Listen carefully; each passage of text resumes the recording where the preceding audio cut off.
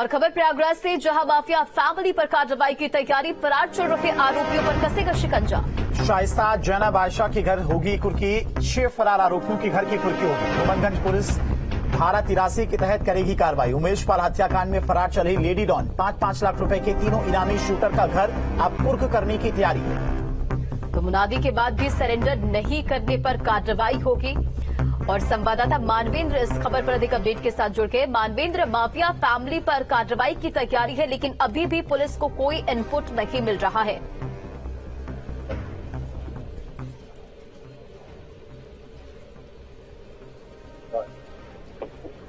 मानवेंद्र, आप तक आवाज पहुंच रही है?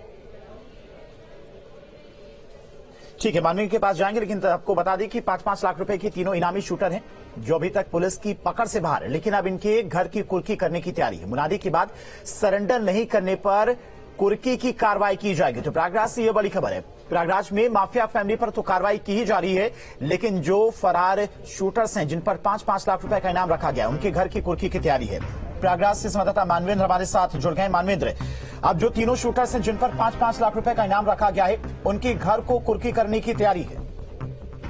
जी बिल्कुल, ये किसी भी मामले में जो एक प्रक्रिया होती है, कानूनी प्रक्रिया, उसी का हिस्सा है। जब कोई फरार अभियुक्त गिरफ्तार नहीं होता और उसके खिलाफ मामला जो है वो चार्जशीट फाइल हो जाती है और ट्रायल लेवल पर शुरू हो जाता है, और ऐसे में अगर वो नहीं आता तो कोर्ट की तरफ से 81-82 यानी कुर्की जब्ती की कार्रवाई होती है। तो इससे पहले नोटिस चस्पा किया गया था बाकायदा इन लोगों के घर पर।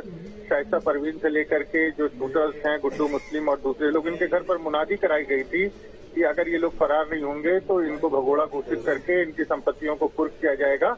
तो वही कार्रवाई, चूंकि नोटिस इशू होने के बाद भी और मुनादी कराने के बाद भी कोई भी शूटर, कोई भी अपराधी, कोई भी जो है मामले में वांछित पुलिस के सामने पेश नहीं हुआ, तो ऐसे में अब उनकी कुर्की की कार्रवाई की जाएगी। और उसी की कार्रवाई ये शुरू होने जा रही है। जिस तरह से समय बीत जाने के बाद भी ये सब अभी तक पुलिस के सामने सरेंडर इन्होंने नहीं किया है।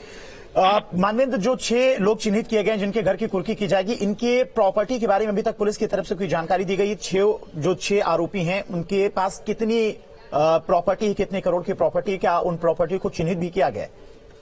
जी बिल्कुल, उनकी संपत्तियों को चिन्हित किया गया है। हालांकि शाइस्ता परवीन की बात करें, जैनब की बात करें, तो इनकी तमाम प्रॉपर्टीज पर पहले ही बुलडोजर चल चुका है और तमाम कार्रवाइयां हो चुकी हैं कुर्की की। बावजूद इसके जो संपत्तियां और प्रकाश में आई हैं, उनकी लिस्ट बनाई गई है और उन्हीं संपत्तियों पर अब ये कुर्की की कार्रवाई जो है वो की जाएगी और इसकी बाकायदा